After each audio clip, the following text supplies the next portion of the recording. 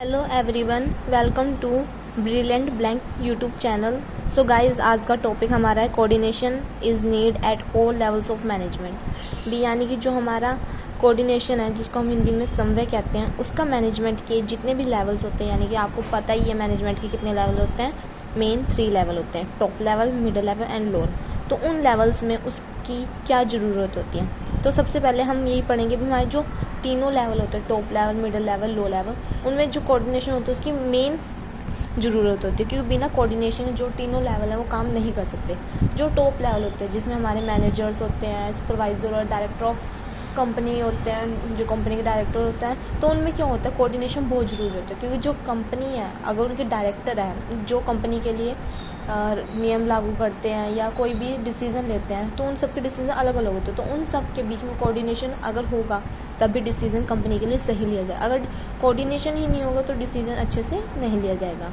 तो हमारा जो टॉप लेवल है वहाँ पे भी कोऑर्डिनेशन की वैल्यू होती है, यानी ज़रूरत होती है। वैसे ही मिडिल लेवल एंड जो लो लेवल है वहाँ पे भी कोऑर्डिनेशन की ज़रूरत होती है, क्योंकि जो कंपनी होती है उसमें बहुत लोग काम करते हैं, तो सबकी अलग अलग रुचि, सबकी अलग अलग थिंकिंग होती है, तो उन सब में कोऑर्डिनेशन बनाए रखना भी एक ज़रूरी होता है।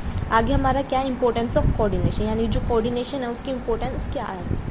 नंबर 1 है साइज ऑफ द ऑर्गेनाइजेशन, यानी कि हमारी जो कंपनी का साइज़ होता है, ऑर्गेनाइजेशन यानी कि संगठन, जो कंपनी में अलग अलग लोगों के ग्रुप्स होते हैं उनके साइज बहुत बड़े होते हैं। अब मान लो कोई व्यवसाय है, वो स्टार्ट करता है तो क्या है भी वो व्यवसाय बढ़ेगा भी। अगर वो बड़े पैमाने पर किया जाता है तो क्या होता है, उसमें बहुत से लोग काम भी करेंगे, उनकी जो थिंकिंग है, रुचि है जिस चीज़ में, उनके काम करने का तरीका सबके अलग अलग होंगे, तो उनकी सहन शक्ति भी अलग अलग होगी।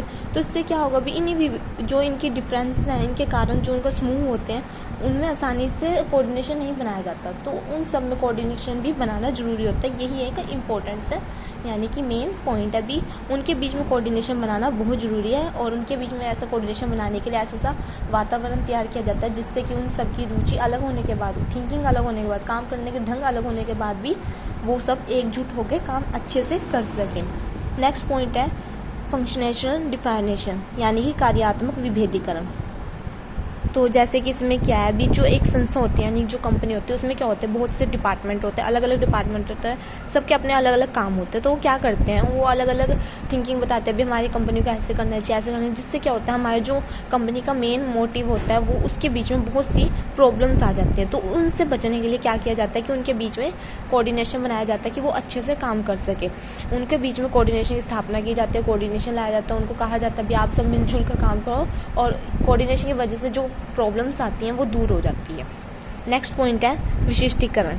विशिष्टीकरण तो विशिष्टीकरण होता क्या है, विशिष्टीकरण क्या होता है भी, जो कंपनी का एक एम होता है भी हमें अपनी कंपनी में इतना प्रॉफिट कमाना, ऐसे करना, तो वो क्या करते हैं भी, जो मेन कार्य होता है ना उसको छोटे छोटे जो वर्क होते हैं उसमें डिवाइड कर देते हैं, और उन जो वर्क को डिवाइड करते हैं तो वो उन व्यक्तियों को सौंपते हैं जो उनमें निपुण होते हैं।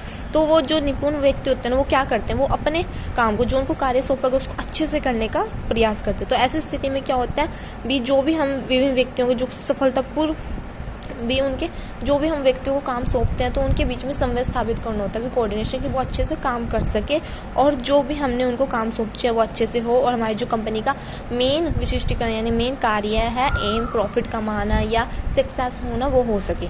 यानी विशिष्टीकरण की यहाँ पर बहुत ज़्यादा ज़रूरत होती है।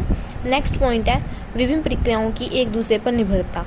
अब क्या है, तो इसमें क्या बताया गया अभी, जो कोऑर्डिनेशन होती है ना उसका एक अलग पॉइंट यह भी है कि इसमें जो इकाइयाँ होती हैं, जो एक साथ डिफरेंस प्रोसेस होती है, वो एक दूसरे पर आश्रित होती है, यानी एक दूसरे पर डिपेंड होती है भी। अगर वो काम होएगा तभी वो दूसरा काम होएगा। जितनी ज़्यादा हमारी जो इकाइयाँ होती हैं यानी काम करने की संख्या होती है, वो एक दूसरे पर, जितनी ज़्यादा वो एक दूसरे पर आधारित होती है यानी एक डिपेंड होती है, उतनी ज़्यादा ही हमें कोऑर्डिनेशन की ज़रूरत होती है।